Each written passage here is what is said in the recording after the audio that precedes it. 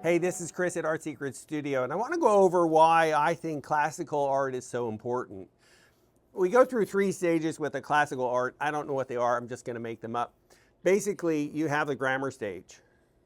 And the grammar stage is, in this class, everything changes value.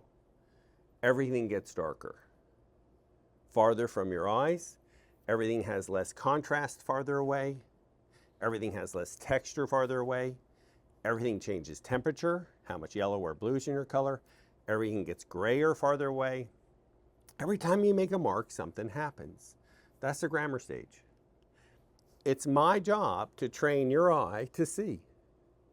Because so often people come in here and anyone can hold a crayon and just scribble on a page. I know illustrators who have made a living. Are you hiding behind someone? Yeah. Who are incredible artists, but have never been forced to develop their hand to the fullest ability that they have. And I see it in his drawing. And it is because of his drawing I'm taking the whole class and stopping them from doing art. This is how he gets yelled at without anyone knowing I'm yelling at him. It's a secret. Actually, it wouldn't be a secret since I just told you what I was doing, right? Okay, so that's the grammar stage. The rhetoric stage, you'll have to help me here. The rhetoric stage is kind of like solving how would you use this and when. So maybe I have a picture and I couldn't hook up the laptop because my wife took it. So, and the iPad wouldn't work. So imagine you have a horse and it's in shadow and it's running. And the scene is in shadow, but the sun is gradually coming out, and toward the left of the scene, it's much yellower and lighter. The change in value, where it goes light to dark, says something's happening. The horse is running from the shadow to the light. Forget the horse, just going from dark to light says something is happening. The sun is going down, the sun is coming up, whatever it is, and something's happening. And you're learning to solve in a logical way this grammar stage. The logic part of this is you would gradually say, going from lighter to darker, it changes value, it changes temperature, and something is happening. The rhetoric stage is the part I'm after for you. Great example. Classically trained artist Munch and his screen. Okay, darker, farther away, we all learned this in the class. I'm not sure we all buy into it. That's why we're talking. I guarantee you, I can almost go to everyone's piece in the class, with the exception of 1 or 2 of my favorite people. And I'm going to see some of these early concepts being missed. They can't.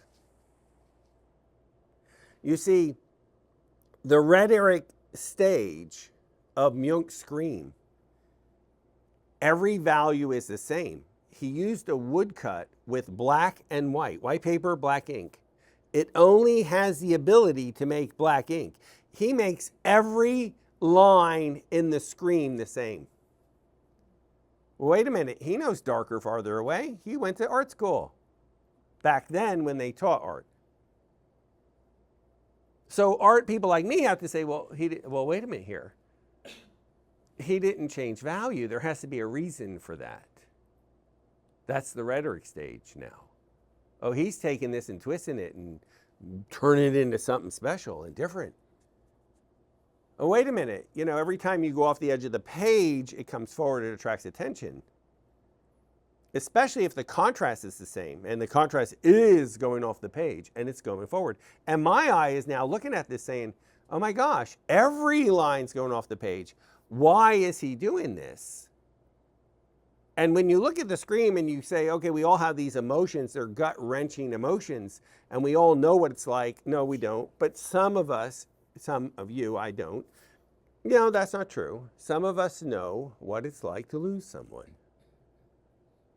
And it's a feeling that is inside you. Jealousy, anger, fear, insecurity, all these human emotions that are buried within us. They're core things that are real.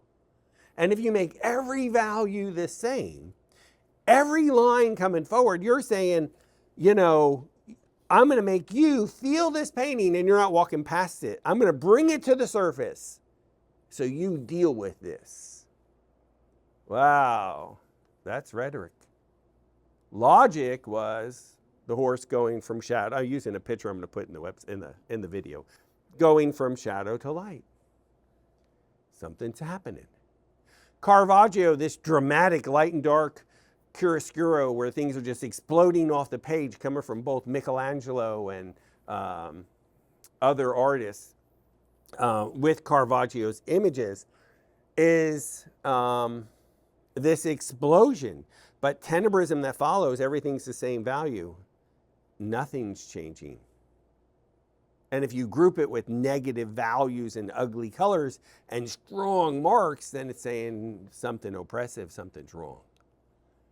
If you make it pastel-y and make it one little color, then it's a timeless softness of a little girl sitting by herself. So it's not one way or another. Nothing's independent of all the tools. So the story that I've used 1,000 times is for want of a nail. For want of a nail, the horse lost its shoe. For want of a nail, the horse lost its shoe, which lost the shoe, which lost the horse. For want of the horse, lost the messenger. For want of the messenger, lost the message. For want of the message, the battle was lost. For want of the battle that was lost, the war was lost. For want of a nail. I can't let go of any part of this program. It's so intertwined in my brain that when you guys do an exercise, I can't stop thinking about the 3 other things that could happen with the rhetoric stage in this grammar stage of your drawing. Why am I so adamant in getting the drawing right? This is to train your eye, to train your hand, and most often and most important, your thought process. That's what we are, okay? Most of you have had art in the past, even though you lied to me and tell me you're all beginners. Most of you have had something in the past. Okay, I'm not saying that's not going to pay its dividends. In your art, you made a living. Oh, and today I got even more information. Okay, so you were what were you? Toy designer. A toy designer, but you had a real name. What was that? No, that's not what you're called. Industrial designer.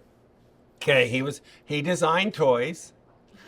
Evidently, he was very good because the guy who owned the company or his boss came into class with him, of which we've already lost one, but we won't bring up which one we lost, right? Why did he quit? He had detached retina. Oh, okay. He was doing some consulting and doing a thing at Georgia. Oh, he's busy because he teaches at Georgia Tech. Ruin your life as a teacher. Gosh. Okay, so, but I heard you oversaw 50 designers. That makes him pretty good, doesn't it? That means one day he drew a little toy, and then one day they said, you know, maybe you could oversee a couple designers, and then maybe a couple more, and then 50. That tells me you were really good at your job. Okay, you're the reason we've stopped class. You are being yelled at. But your gift will pay its dividend later because his confidence and his ability to sketch and do that will pay its dividends when it comes to the gesture drawing, the gesture painting, the brushstroke and the textures, the willingness to try a sketch and do it again, try another sketch and do it again. The problem with the class is I get 2 types of people. Well, 3. Those that listen and those that don't, and those that don't leave. Okay. But then the other ones who want to follow the rules and then have trouble with the sketching and the gesture and the doing it and starting. And then those who I have to take the class's precious drawing time to talk into the value of the grammar stage. The boring grammar stage. This is how I sharpen a pencil. This is how I hold the pencil. These are the pencils I like. This is the paper I like because it allows me to erase to make mistakes. It has to be a certain size so you can put everything in front of you to see the whole thing when you start to sketch it out. There's a list of things that I am so adamant about because they fall into the grammar stage because one day we can't lose the nail or the whole thing unravels. You know, more important than this is I showed a few images of Rubens' duck. No, it wasn't a duck. Rubens' rabbit and the portrait, and it was Durer's rabbit and Durer's portrait of the mom. And the portrait of the mom is kind of, gosh, it was like a crayon and hard, and she was older, imagine being 60, you know, and you know, it's just a drawing I never liked. And I said, stop your prejudice and look at the quality and the ability. And anyone who could do a rabbit at this level with pen and ink and watercolor is as good as anybody in the world. Then when he did his mom, that was on purpose. Start appreciating the craft. So we're going through the history of art in my wife's class. She's teaching a class of which someone is spending 45 hours this weekend putting a PowerPoint together. 3 days. You know, I work for a living. I came here for a break, only to rush home, finish my physical therapy, and get back on that PowerPoint for her. Here's why. We're going through art in art history. It's not the history of art. It's art in art history. And we're doing this Leonardo guy, and he does this painting that I don't like. I never liked it. The average viewer looks at the Mona Lisa for 10 seconds. You know why that number's low? Because I was 3. So I tainted the average because I'm less. Okay, but she's got to talk about the Mona Lisa. And I'm looking at it. Oh, my prejudice. I don't like certain things. I don't like Durer's mom. I love the rabbit. To the point where I would never even try the rabbit. It's so good. Why wouldn't my brain say, this guy's really good, maybe this was on purpose? Oh, you mean if I change value and everything gets darker farther away, and then I don't, that's on purpose. If I don't stop to look at it, I don't see it. Right? Okay, I'm looking at the Mona Lisa. And I found something on Google Arts where there's some close-ups, and I made some possibly maybe screen captures because they won't let you copy the image. I'm not going to admit that on film. Just somewhere I saw them that someone may have given to me, and I don't know where they got them from. And I noticed the edges are getting softer and softer and just disappearing. And they call that sfumato. And I didn't say it right, but we're not going into that. It's S-F-U-M-T-O. Sfumato. Yes. And then I noticed in the shadow sides, his dark side is gradually getting darker farther away. Oh, you mean like Giotto, the value scale darker farther away. And the darker farther away and the hair, the face is disappearing into the hair. Oh, you mean like chiaroscuro, another term that's going to emerge with Michelangelo Caravaggio. Michelangelo and Caravaggio, not the... It's like they have the same names or something. You know what I mean? They share names. And all of a sudden, this guy's doing all this. And all of a sudden, I'm looking at the lips, and part of the lip, forget the lip liner, it's like disappearing into her pale, God, looked like arsenic-taking skin. You know, just the red lip color is the white as the skin, and then you can't even see it. Just disappeared. He didn't even paint the right nostril or my left side. And then I noticed part of the white eye just disappearing in the background. Well, wait a minute. I gave Sargent such incredible credit in the Nancy Astor sketch we do in the class on how he lets his lights disappear in his lights and his darks disappear in his darks. And as I'm zoomed in on this image, I got my hand like about an inch from her face. She won't sit this close again. So I'm teasing. So what happens now is I'm looking for the first time. How do we let go of our prejudice in art? and stop looking at what we like and don't, and appreciate the craft. Well, if you don't own the grammar stage, there is no logic stage, using it logically, and then there is no Jung scream of the rhetoric. You know, in transparent, I'm sorry I couldn't get the PowerPoint. You'll have to watch the video. I'm looking at Botticelli and then Fra Filippo Lippi before him, and Botticelli was his student. I think I got those right, but you have to keep in mind I'm on Medicare. And for the first time, there's this drapery of a gauze or see-through netting, and you can see through it. And the word transparent shows up for the first time. It's in the Primavera, it's in a few other things by Botticelli, and it's in Fra Filippo Lippi. Okay. The word transparent means you see through it. That's the grammar stage. The logic stage is, well, I'm going to show it flowing in a landscape, and so you'll see the landscape go through it. And Monet will say, well, when you see through things, because if I'm here and the gauze is coming in front of it, if this is cad red, and when I paint it cad red here, when the gauze comes in front of it in parts of the gauze, because the gauze is closer to me, I'm going to paint it in the gauze cad scarlet or cad orange. Because it has to be warmer, lighter, and cleaner. Well, that's the logic stage. You know where the rhetoric shows up? Rembrandt.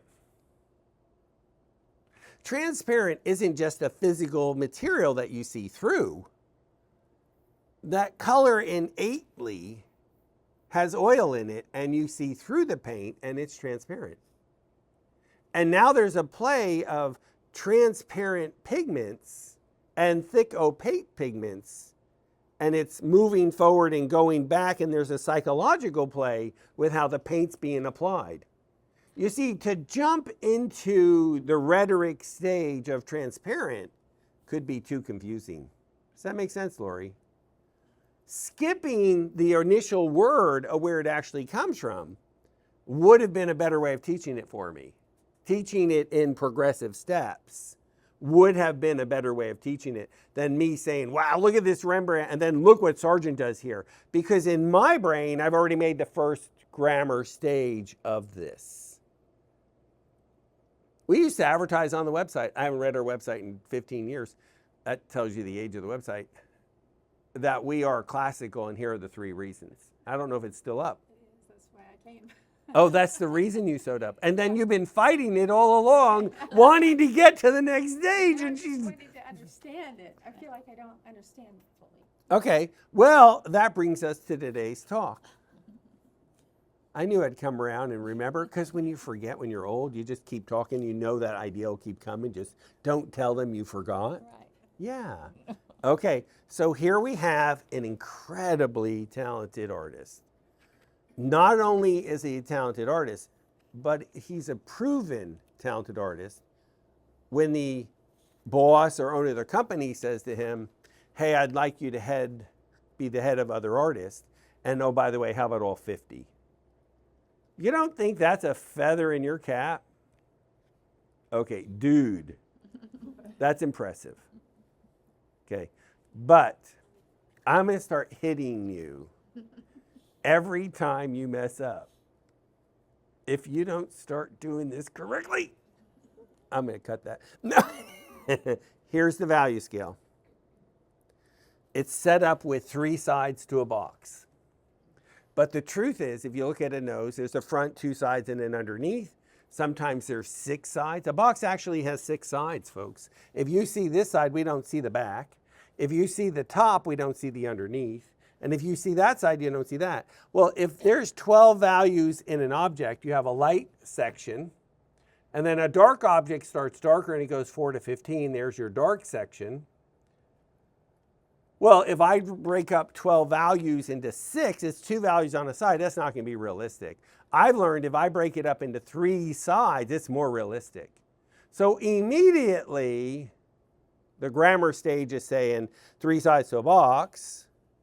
The logic part of me is saying, yeah, but I lose the contrast and it won't be as realistic if that's important. And then I'm saying, yeah, but if I want a softness of a day, then maybe that is a good thing. So I'm waffling immediately in the value scale, and we haven't started yet. So far, so good? Okay, what I need from you is this, though. The rhetoric stage. Every time you make a mark, something happens. Every time you put thick paint down, I'm going to go right to that. I'm going to look at it and I'm going to say, wow, that's cool. Why'd you make it thick like that? Were you trying to make it look like you had a bad day or excitement or someone just fell or took off running? What is it that made you make that thick mark? Wow, that's a beautiful color. Notice how it changes temperature. Oh, that's the logic stage. It logically changes temperature because Monet says it does. Okay? I need you to own the grammar stage. So let's see how our famous, highly successful person who I truly believe will do this at any level he chooses, which is so rare to be a man and be successful in art like this. I mean, the women in the class soar, but the men just... Can I hit you pretending you're him? Okay, I'm just pretending you're him, and you're taking it for him. You know, like Jesus did at the cross when they said they're going to play my story in front of everyone I've ever known, every thought I've ever had, and they're going to play every thought about everyone I know on the last day here of judgment for me. Yep. And he steps in and says, "Play my story." Yeah, I'm going to step in as a defense. Hey, I'm too. It looks like he's just starting. No. But thank you for defending him. It's the same thing, though. No. No. Here's why. The logic stage and also grammar stage in color, when I put orange over the whole section to block it in, as he did here and here, when you put a warm color where a cool color is going, you have ruined the intensity of that color forever and have ruined the color. If you could get in the habit of changing the value, putting the right color, orange color can never touch a blue-red color without cad red in the middle. Logic, grammar, fact. Okay, if I want a beautiful transparent color, I get how many chances? One. If I blocked it in with some smeary red color, I've lost that transparent color. I'm after something so far down the road, we shouldn't even go in there. But it's so hard, I've been doing this for 30 years, to retrain you after you've been painting. It's easier the less you know, the better, because I'm going to make one thing a habit over and over and over again until you own it. What you've done has been incredible and amazing. Yeah, heck yeah. You have started the Harnett, they call this a Harnett, not out of gratitude, they hate it. They've started this drawing, it's the artist who did the original drawing, and we don't do it because I think he's any good. I just want to teach some boxes, get darker farther away, and here's a picture, okay? You did it over again, how many times? 6, 8, 10, 12? Okay, let's start over again. You live in my neck of the woods. We make the 1.5 to 1:45 drive, okay? And you do the drawing, and you start well. I say, that's it, perfect. And then something happens. I think you talk to him. And you go off doing your own thing. And the next week I say, what happened? And you start again. And I don't want her to start again, but she knows it's not right, so she starts again. And we may have started, together we're going through this, okay, 5, 6, 7, 8, 10 times. It got to the point where I said, Uncle, okay, I said, you're only doing this book. I covered the whole canvas, paper, and photograph and said, we're doing one book.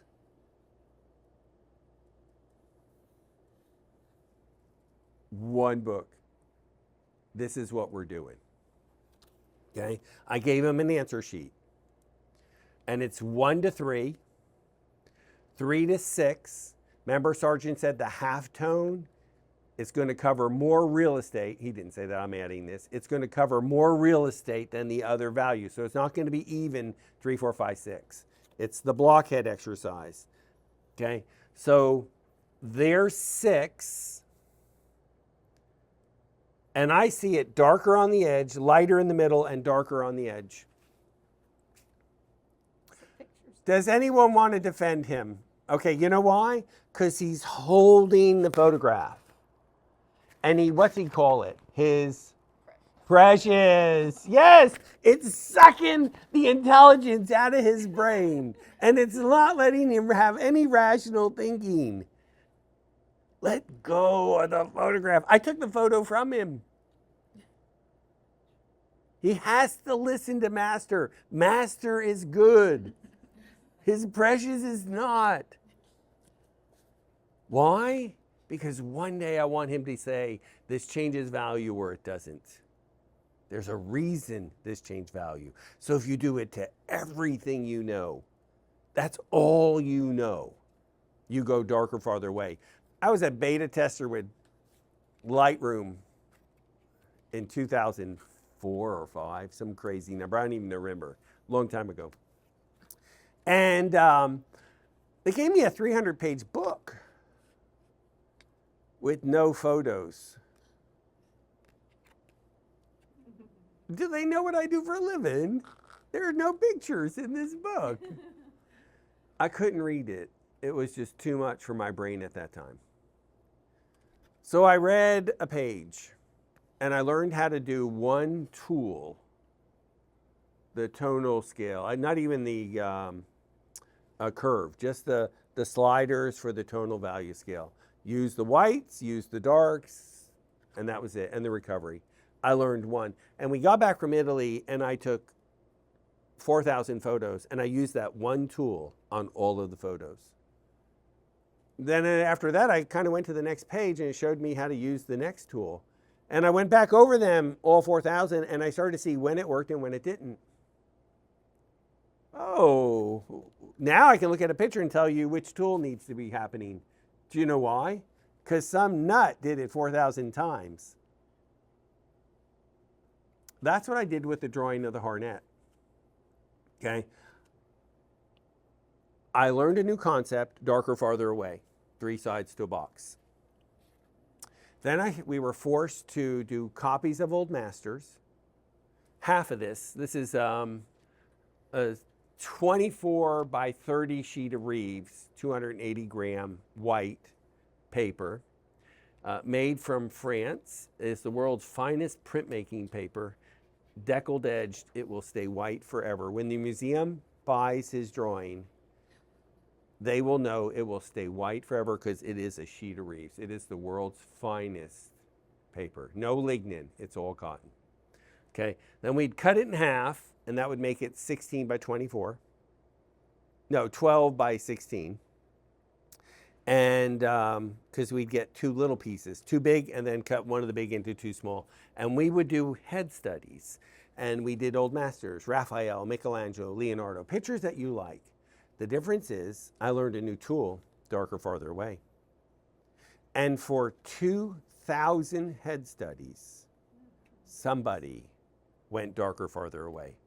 On the side of the nose, on the cheek, as the cheek, on the mouth, in the eyelid, around the eyelid, farther away. It was farther away, I went darker for want of a nail.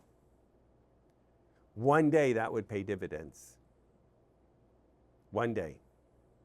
Didn't know it then, but I learned a concept. Then I learned a whole new thing. Looking at Sargent, I recognize, and Rembrandt, that sometimes they bring attention to areas and it has nothing to do with the light source, and they make their greatest contrast light next to dark and make this edge have a greater degree of contrast, which means 1 next to 15 right here, and less contrast farther away. And that's all I taught for 10 years. 250, 300 students a week, all adults. I owned those two concepts, and we were jammed for 10, 20 years, and I only know two things. That. So when I look at his drawing, I'm saying 3 next to 6, mostly 5. Is that what we said? Or mostly 6? Which? Mostly 5. So here's 5, and he's not close. I don't care how talented he is. I don't care how successful he is. This is the grammar stage, and there is no bending. And with a ruler, there's no teacher's favorite. Right? I can't tell him he's messed up. It will hurt his feelings. He's a man. And when you speak to a man, you have to keep in mind our brain never develops over 5. So speak gently and nicely. And most men have keywords like significant. So you can't speak words that make them feel insignificant, like they failed. So now you need to speak to me and I'll say it to him. He's had a lifelong experience of messing up. Don't add to it. Go ahead. You did a lot right, but you didn't quite nail it. He didn't measure up. He's not good enough. She said it much nicer. She said it. Okay, what's your question? Well, but maybe he just hasn't built up the value yet. Yes, and you're correct, but you have to back up. When you paint, you're going to have to go, orange, orangey red, scarlet, cad red deep, and the blue red can't touch the orange. And if I coat the whole thing with orange to get it close and then go over it with a blue red, I'll make gray. So I can't afford to ruin a color. So I have to get in the habit of you saying, I'm only shading this designated area with the correct value. Now I'm shading the next area with the next value. I did this, I did it. That is the habit. I did this painting, and there's proof of this little painting. Okay. I do think your drawing skills and you will do great, but I will beat you until you don't. Okay. So when you look at this painting here, okay, when you look at that painting here, I have a film. And it was 23 minutes, start to finish. What if I told you, and I didn't, I'm just making this up. What if I told you I made 23 brush strokes and I took a minute for each stroke? Okay? What if you thought, well, let's do it again. What if I made 46 brush strokes and I took 30 seconds for each stroke? How long do you think it takes me to go like that? Oh, about 3 seconds, 4 seconds. So what if I spent 20 seconds thinking about what do I need from this area to represent calmness, peacefulness, the rocks, the the beauty of the water, the movement through the page, whatever reason I have. What if I said, what does this area need to do? I got 20 seconds to think about it. Oh, this is going to be restful, but it's water. I think I'm going to use a beautiful color, and it's cool, not warm. So I think I'm going to try some Viridian. It's a guess, so I think I'll try some Viridian. Okay. I grab a little Viridian and I make a few strokes in the water, and I'm done. Okay, done. Now let's step back. Next area to do. Okay, so what about this part of the water? Well, my clock's running now. It's 25 seconds. My clock's running and I'm saying, well, I think this part of the water maybe it's not as important, so I might go grayer and add some dirtiness to it, because if I block dirty everywhere, I don't have clean in the middle. So I want to block in the dirty. Not only that, but when I put my brush down, when I grab the dirty color to lower the intensity, typically an earth tone, like raw sienna from Siena, Italy, burnt sienna, Italy dirt, or raw umber, Umbria's dirt, and I have Umbria on my brush, I have dirt on my brush. wherever I hit into that wet paint, it's going to be its ugliest. So why don't I put it in the part farther away? And then as I blend into the wet paint, it'll gradually mix on the canvas. As I touch lighter, it'll start blending into the paint and get prettier. So why don't I start where it's not important and then work my way it is? I paint very cautiously. When the color is bright and I want it to come forward, don't stick in the corner, put it where you need it the brightest. If you're gonna error and it's too light, put it in the light spot. If you're gonna error and it's too dark, put it in the dark spot. But there's a 20, 30 second or minute thought and I make a mark. And we filmed this 23-minute painting while talking to the class teaching. Do you know why? I make 23 strokes, not 311 and do it over again. I thought about it. I loaded my brush, I put it down, I'm done. Next stroke. Because each stroke's going to build on the next stroke. I want this to be more than making it look special for you. Do you know what I mean? I want you to enjoy it. Not in this class, well, one day. I don't know what it's like to enjoy art. That came out wrong. Art's fun for me for the first time ever. In the last 10 years, for the first time, art's become fun. It's when we do the art mapping and tell a story and the brush strokes. Isn't it strange? My whole life, I'm like Chevy Chase at the Grand Canyon. You drive 6 or 8 or 10 hours to get there.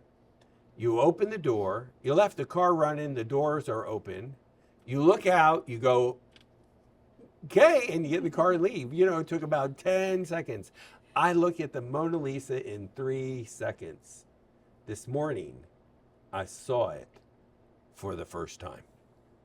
I saw a man 100 and 150 years ahead of his time. Whoa.